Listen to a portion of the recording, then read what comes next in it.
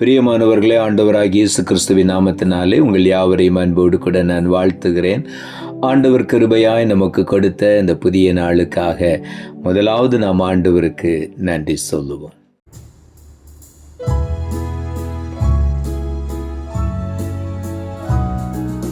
தேவ சித்தம் நிறைவேற எனையும் ஒப்படைக்கிறேன். தேவ சத்தம் என்னுள்ளம் பலமாக தோணிக்குதே. சோதனையை சகிப்பவனே, சாந்தமும் பொறுமையும் உள்ளவனே. சோதனையை சகிப்பவனே, சாந்தமும் பொறுமையும் உள்ளவனே. ஜீவ கிரீடம் வெற்றிடுவான், ஜோதியாய் பிரகாசிப்பான். ஜீவ கிரீடம் வெற்றிடுவான், ஜோதியாய் பிரகாசிப்பான். தேவ சித்தம் நிறைவேற எனையும் ஒப்படைக்கிறேன். தேவ சத்தம் என்னுள்ளம் பலமாக தோணிக்குதே. இந்த நாளுக்கென்று ஆண்டவர் கொடுக்கிற ஒரு வார்த்தை யோபு புஸ்தகம் 23 அதிகாரம் 10வது வசனம். யோபு 23:10. நான் போகும் வழியை அவர் அறிவார், அவர் என்னை சோதித்த பின் பொன்னாக விளங்குவேன். பக்தனாய் யோபு இந்த வார்த்தையை சொல்லுகிறார். நான் போகும் வழியை என் தேவன் அறிவார், அவர் என்னை சோதித்த பின்பு நான் பொன்னாக விளங்குவேன் என்று யோபு அறிக்கை பண்ணுகிறார். யோபுவுக்கு பல சோதனைகள் வந்து சத்துரு சோதிக்க முற்படும் பொழுது கர்த்தர் அவனை சுற்றி வேலி அடைத்திருந்தபடியினாலே அவனாலே யோபுவை அணுக முடியவில்லை. யோபுவுக்குரிய உடைமைகளை அணுக முடியவில்லை. ஆண்டவரிடத்தில் அனுமதி கேட்டு அந்த வேலையை எடுத்து போடும்படி அவன் சொன்ன பொழுது சத்ருவுக்கு ஆண்டவர் அனுமதி கொடுத்தார். அவன் வேலையை எடுத்து போட்டான். பல சோதனைகள். மறுபடியும் போய் ஆண்டவரிடத்தில் அனுமதி கேட்டு சரீரத்தை சோதிக்க ஆரம்பித்தான். எல்லா வேதனையின் மத்தியிலும் யோபு கர்த்தரை மாத்திரம் துதித்து கொண்டிருந்தார். கர்த்தரிடத்தில் எந்த கேள்வியும் கேட்கவில்லை. ஆகவே தான் தைரியமாய் யோபு சொல்லுகிறார், நான் போகும் வழியை அவர் அறிவார், அவர் என்னை சோதித்த பின் பொன்னாக விளங்குவேன் என்று சொன்னார். இன்றைக்கும் கூட நம்முடைய வாழ்க்கையில பல சோதனைகள் வரலாம். ஆனாலும் யோபுவை போல நாம் பொறுமையாய் இருக்கும் பொழுது கர்த்தர் அந்த சோதனைகளிலிருந்து நமக்கு தப்பிக்கொள்ள போக்கை உண்டாக்குவார், அதிலிருந்து விடுதலை தருவார். 1 பேதுருவின் புஸ்தகம் 1 அதிகாரம் 7வது வசனம் இப்படியாய் சொல்லுகிறது.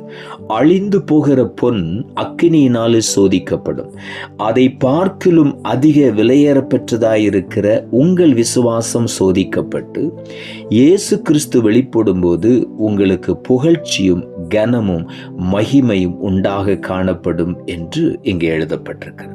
நம்முடைய விசுவாசத்தை ஆண்டவர் பொன்னிலும் மேலாக ஒப்பிடுகிறார். அழிந்து போகிற ஒரு பொன்னானது அக்கினியினாலே சோதிக்கப்படுகிறது, அதை பார்க்கிலும் அதிக விலையேறப்பெற்றதாயிருக்கிற உங்கள் விசுவாசம் என்று எழுதப்பட்டிருக்கிறது. பொன்னை காட்டிலும் அதிக விலையேறப்பெற்றதாயிருக்கிற நம்முடைய விசுவாசம் சோதிக்கப்படும் பொழுது, இயேசு கிறிஸ்து வெளிப்படும் பொழுது நமக்கு மிகுந்த புகழ்ச்சியையும் கனத்தையும் மகிமையும் கொண்டு வரும் என்று நாம் அறிந்து கொள்ள வேண்டும். விசுவாசம் சோதிக்கப்படும் பொழுது நாம் தைரியமாயிருக்க வேண்டும். 1 கொரிந்தியரின் புஸ்தகம் 10 அதிகாரம் 13 வசனம் இப்படியாய் சொல்லுகிறது. மனுஷருக்கு நேரிடுகிற சோதனையே அல்லாமல் வேறே சோதனை உங்களுக்கு நேரிடவில்லை. தேவன் உண்மையுள்ளவராயிருக்கிறார். உங்கள் திராணிக்கு மேலாக நீங்கள் சோதிக்கப்படுகிறதற்கு அவர் இடம் கொடாமல் சோதனையை தாங்கத்தக்கதாக சோதனையோடு கூட அதற்கு தப்பிக்கொள்ளும்படியான போக்கையும் உண்டாக்குவார் என்று வேதம் சொல்லுகிறது. மனுஷருக்கு நேரிடுகிற சோதனை அல்லாமல் வேறே சோதனை நமக்கு நேரிடவே இல்லை என்று ஆண்டவர் சொல்லுகிறார். காரணம், நம்முடைய தேவன் உண்மையுள்ளவராயிருக்கிறார். நம்முடைய திராணிக்கு மேலாக நாம் சோதிக்கப்படுவதற்கு அவர் ஒருபோதும் இடம் கொடுக்கவே மாட்டார். சோதனையை தாங்கத்தக்கதான பலனை கொடுப்பார். தப்பிக்கொள்ளும்படியான போக்கையும் ஆண்டவர் நமக்கு உண்டாக்குவார். ஆகவே தைரியமாய் சோதனையை நாம் சந்திப்போம். கர்த்தர் நமக்கு ஜெயத்தை கொடுப்பார்.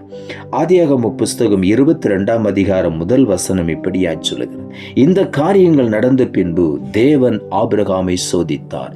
ஆபிரகாமே என்று அழைத்தார். அவன் இதோ அடியேன் என்று சொன்னான். அடுத்த வசனங்களிலே வாசிக்கும் பொழுது, தன்னுடைய முதிர் வயதிலே 100வது வயதிலே ஆண்டவர் கிருபையாய் அருமையாய் கொடுத்த ஒரே மகனை ஆண்டவர் சொல்லுகிறார், நீ உன் ஏக புதல்வன் என்றும் உன் நேசகுமாரன் என்றும் பாராமல் அந்த ஈசாக்கை, உன்னுடைய ஒரே புதல்வனை மோரியா மலைக்கு கொண்டு சென்று அங்கே எனக்காக பலியிடு என்று சொன்னார். ஆபிரகாம் எந்த கேள்வியும் கேட்கவில்லை. அப்படியே கர்த்தர் சொன்ன வார்த்தையை நிறைவேற்றினார். கர்த்தர் கத்தியை ஓங்கும் பொழுது அவனை தடுத்து நிறுத்தி அவர் சொன்னார், ஆபிரகாமே, நீ இப்பொழுது எனக்கு பயப்படுகிறவன் என்று நான் அறிந்து கொண்டேன் என்று சொன்னார். பிள்ளையாண்டான் மேல் உன் கையை போடாதே என்று. முழுமையான ஒரு அர்ப்பணிப்பு நிறைந்த கீழ்ப்படிதல் தான் விசுவாசத்தை அன்றைக்கு பலப்படுத்தினது. அவர் என்னை கொன்று போட்டாலும் அவர் மேல் நம்பிக்கையா இருப்பேன் என்று பக்தனாய் யோபு சொல்லுகிறார். இங்கே யோபு சொல்லுகிறார், அவர் என்னை அறிவார், நான் போகும் வழி அவர் அறிந்திருக்கிறார், நான் பொன்னாக விளங்குவேன். எந்த சோதனை வந்தாலும் அதிலிருந்து கர்த்தர் என்னை விடுவித்து என்னை பொன்னை போல பிடமிட்டு பிரகாசிக்க பண்ணுவார் என்று யோபு அறிந்திருந்தார். ஆபிரகாம் அறிந்திருந்தார், அவர் என்னுடைய மகனை ஒருபோதும் அவர் பலி கேட்க மாட்டார். அவர் என்னை சோதித்தார். ஆபிரகாமை கர்த்தர் சோதித்தார் என்று எழுதப்பட்டிருக்கிறது. அவன் முழுமையுமாய் கீழ்ப்படிந்தான், அர்ப்பணித்தான். ஒரே புதல்வன் என்று பாராதபடி வார்த்தைக்கு கீழ்ப்படிந்தான், விசுவாசித்தான் ஆண்டவரை. அதனாலே தான் விசுவாசிகளின் தகப்பன் என்கிற பெயரை, அந்த பதவியை, அந்த மேன்மையை அவன் பெற்றுக்கொண்டான். இன்றைக்கும் ஒருவேளை சோதனை வரும் பொழுது நாம் சோர்ந்து போக வேண்டாம். கர்த்தர் எல்லாவற்றையும் அறிந்திருக்கிறார். அதற்கு தப்பிக்கொள்ளும் போக்கையும் ஆண்டவர் ஏற்படுத்தி வைத்திருக்கிறார். ஆகவே உள்ளத்தின் ஆழத்திலிருந்து ஆண்டவருக்கு நன்றி சொல்லுவோம். லூக்கா எழுதின சுவிசேஷம் 22 அதிகாரம் 46 வசனத்தில் ஆண்டவராய் இயேசு தன்னுடைய நெருங்கின சீஷர்களை பார்த்து சொன்னார், நீங்கள் நித்திரை பண்ணுகிறது என்ன? சோதனைக்குட்படாதபடி எழுந்திருந்து ஜெபம் பண்ணுங்கள் என்று சொன்னார். எழுந்திருங்கள், தூக்கத்தை விட்டு எழுந்திருங்கள், ஜெபம் பண்ணுங்கள் என்று சொல்லுகிறார். மாம்சம் பலவீனம் உள்ளது, ஆவி உற்சாகம் உள்ளது. ஆகவே உற்சாகமான ஆவியில் நிறைந்து நீங்கள் ஜெபம் பண்ணுங்கள், சோதனையை ஜெயித்து முன்னேறி செல்லுங்கள் என்று ஆண்டவர் சொல்லுகிறார். இன்றைக்கு நம் சோதனையை ஜெயிப்பதற்கு ஆண்டவர் ஒரு பெரிய வழியை வைத்திருக்கிறார். அதுதான் ஜெபம். ஜெபம். நாம் ஜெபிக்கும் பொழுது சோதனையை மேற்கொள்கிறோம். இன்றைக்கும் நம்முடைய வாழ்க்கையில நாம் நித்திரை பண்ணாதபடிக்கு விழித்திருந்து ஜெபித்து நாம் மாம்சத்தை மேற்கொண்டு ஆவியிலே பலனடைந்து ஆண்டவருக்காக எழும்பி பிரகாசிப்போம். சோதனையை ஜெயிப்போம், பொன்னாக விளங்குவோம். கர்த்தர் நம்மை மேன்மைப்படுத்தி ஆசீர்வதிப்பார். நாம் ஜெபிப்போம். அன்புள்ள ஆண்டவரை, கிருபையா நீர் கொடுத்த இந்த புதிய நாளுக்காய் மறுபடியும் எமக்கு நன்றி செலுத்துகிறோம். ஆண்டவர் கொடுத்த ஜீவனுள்ள வார்த்தைக்காக நன்றி. நான் போகும் வழியை அவர் அறிவார், அவர் என்னை சோதித்த பின் பொன்னாக விளங்குவேன் என்ற வார்த்தையை கொடுத்தேன். பக்தனாக யோபு அறிக்கை பண்ணின இந்த வார்த்தையை இந்த காலை வேளையிலே நாங்கள் தியானிக்க கிருபை கொடுத்தீர். உமக்கு நன்றி அப்பா. எங்கள் வழியை நீர் அறிந்திருக்கிறீர் ஆண்டவரே.